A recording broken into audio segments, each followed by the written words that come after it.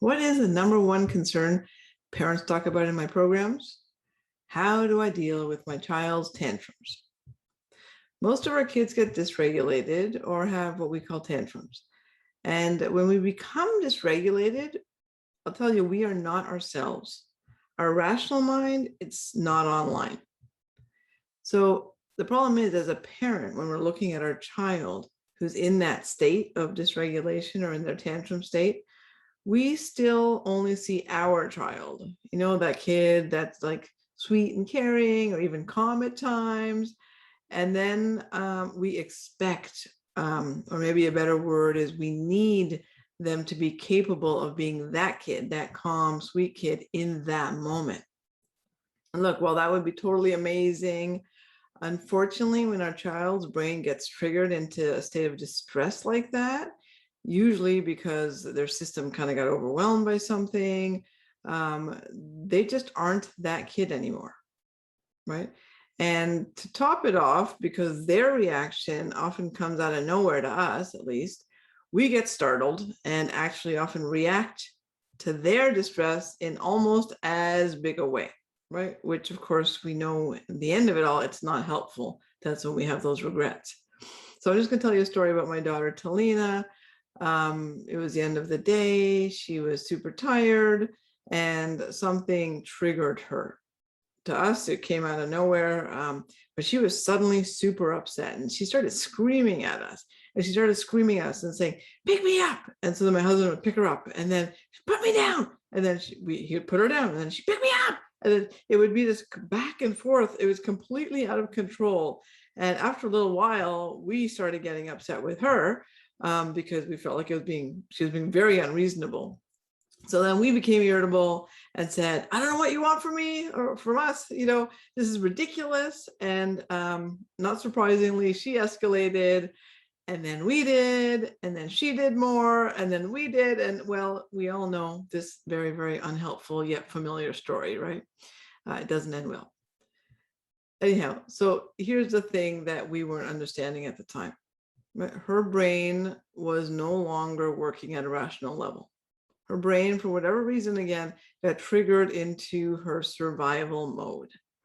And to Talina, in that moment, she felt like something bad was going to happen. Okay. And nothing she was saying would make logical sense. So when our brain is in the limbic system or in our survival mode, right, which is what happened to her, her brain shifts into that survival mode. And that's what's happening in a tantrum usually, like a full on, I don't mean just the kind of whining, but a full on, you don't know what is going on, that one. That's what I'm talking about. When we're in that mode, rationality goes out the window. And honestly, as a child, we're sort of grasping for anything that will save us.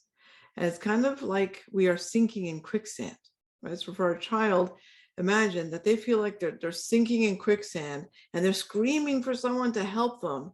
But she can't explain what kind of help she needs. So she starts basically saying things or behaving totally nonsensically, right? Very irrationally. But the key for us as parents, right, is to really understand this, right? Really visualize it. Wow, this kid suddenly feels like she's truly sinking in quicksand, right? So if we start to view tantrums this way or dysregulation this way, and then with some self-compassion, because it's actually really hard to be in the presence of a tantrum like that.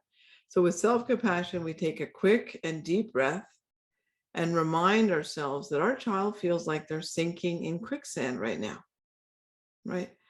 And all they need is for us to get that idea that this isn't about rational, this isn't about what they were asking for, not asking for, or saying or not saying. It's got nothing to do with that. It's actually that they need help right now and that they need to feel safe and that they're okay. That's what they need us to help them feel in that moment.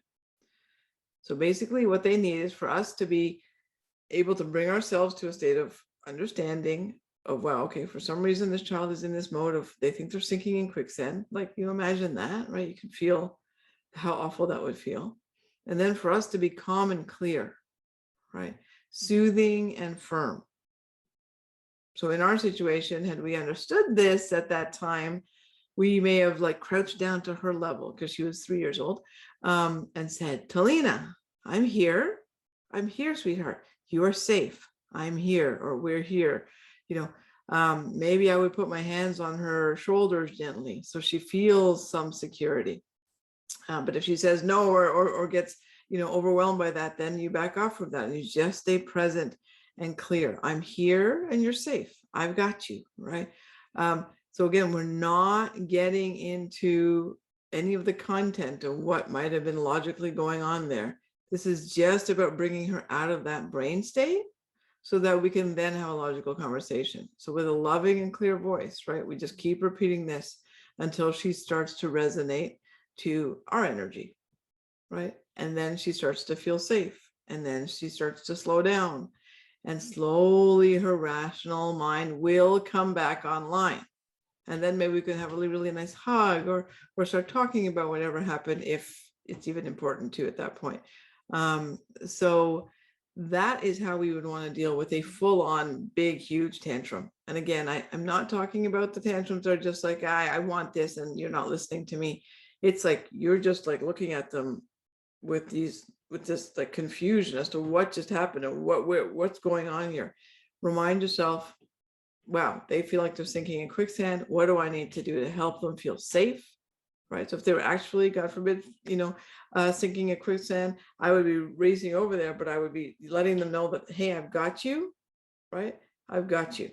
You're okay. And then start slowly bringing them out, right? But if I'm frantic, I'm not going to be able to help them out of that, right? So this is why, again, with self-compassion, that this is really startling to see. I can then shift my energy to be calmer, clearer, and get to the point, pull her out of or him or her out of the quicksand, so that we can then bring back the rational mind.